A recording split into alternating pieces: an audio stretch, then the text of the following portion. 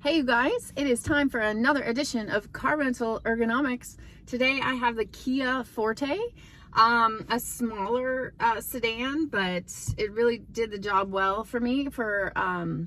My travel took me into a smaller airport. I had a 45-minute drive to and from my client, and surprisingly good gas mileage.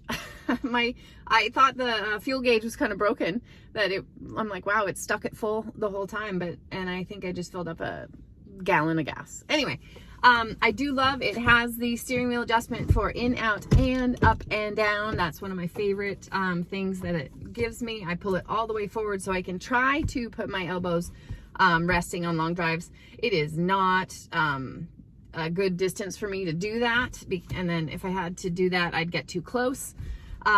So these little arm adjustments, I wish they were different, but if it was a super extended long drive. Otherwise, love the headrests. Headrests are in such a spot where look, I can have my ear over my shoulder, rest your head on your headrest. When you drive, it helps your posture and your shoulders.